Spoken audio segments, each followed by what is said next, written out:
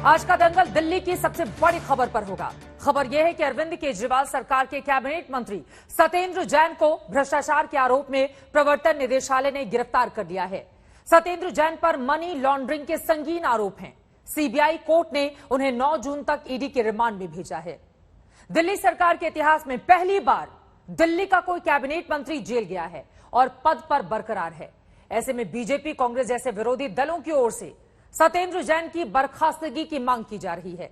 मुख्यमंत्री केजरीवाल के घर के बाहर प्रदर्शन तक हो रहे हैं, लेकिन केजरीवाल का कहना है कि सत्येंद्र जैन कट्टर ईमानदार नेता हैं, उन्हें पद्म विभूषण मिलना चाहिए। केजरीवाल तो ये तक दावा कर रहे हैं कि उन्होंने खुद सत्येंद्र जैन के केस से जुड़े कागजात देखे हैं और सारा का सारा केस फर्जी पाया है। दिल्ली में जिस तरह इस पूरे मामले पर सियासी कोहराम मचा हुआ है, उससे 90 के दशक का जैन हवाला कांड याद आने लगता है। एक बार फिर से सत्येंद्र जैन एंड फैमिली इस विवाद में घिरी हुई है, तो लगता है कि फिर से जैन हवाला कांड पार्ट 2 पर सियासी दंगल क्या शुरू हो चुका है राजधानी में। इस खबर से जुड़े हुए तमाम मुद्दों पर हम हर पक्ष के साथ चर्चा करने वाले हैं, लेकिन पहले एक रिपोर्ट देख लेते हैं कि आखिर ये पूरा का पूरा मसला है क्या।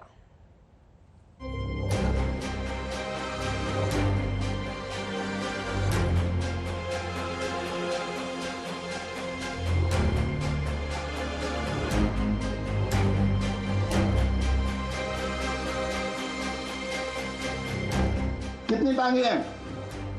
2 हैं। इसको देख लेना, 2 टांगे। अगर एक टांग हटा ले चल सकता है, बहुत मुश्किल से चलेगा। अब दोनों तोड़ दे तो बैठ जाएगा। बीजेपी को भी और कांग्रेस को भी जयराम कर दो। कहाँ तो सत्येंद्र जैन हिमाचल प्रदेश में चुनाव से पहले 2 पैरों का पॉलिटिकल डिस्कोर्स समझा रहे थे, कहाँ एक दिन बाद वो प्रवर्तन निदेशालय के पंजे में थे।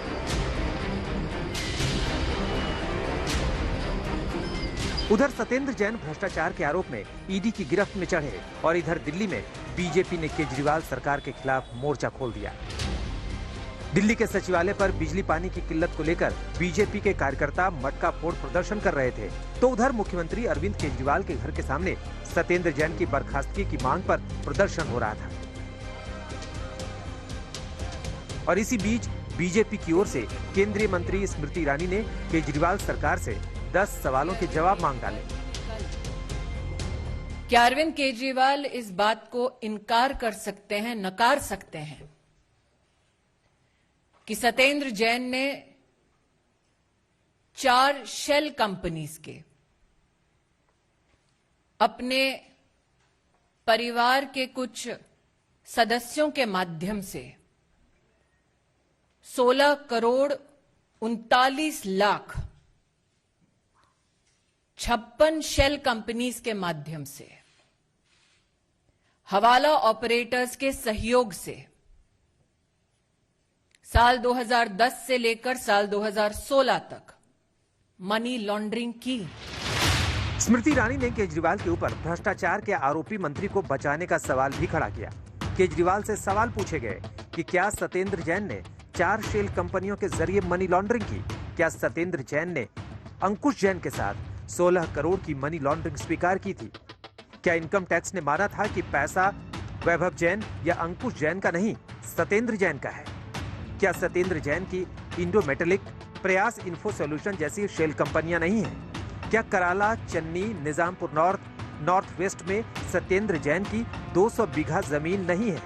क्या 200 बीघा जमीन के आसपास की अवैध कॉलोनियां रेगुलराइज नहीं की गई? क्या सत्येंद्र जैन भ्रष्टाचार के केस में मुख्य आरोपी नहीं है? क्या सत्येंद्र जैन को अपने पद पर बने रहना चाहिए? क्या 16 करोड़ 39 लाख की कमाई पर टैक्स लगाने की अपील सत्येंद्र जैन की कंपनी ने नहीं की थी? क्या केजरीवाल भ्रष्टाचार के आरोपी सत्येंद्र जैन की मदद नहीं कर रहे हैं? मैं तो हमेशा से कह रहा हूं कि वो सबसे कट्टर ईमानदार आदमी है, कट्टर देशभक्त आदमी है सत्येंद्र जैन। उनको गलत तरीके से फंसाया जा रहा है, पर कोई बात नहीं, ईडी जांच करना चाहती है कर ले, सारी जांच से साफ सुथरे निकल के आएंगे। और वो तो ऐसे व्यक्ति हैं जिस पे देश को गर्व होना चाहिए। उन्हें तो मुझे लगता है कि पद्म भूषण, पद्म को जो भी सबसे टॉप है, पद्म विभूषण देना चाहिए।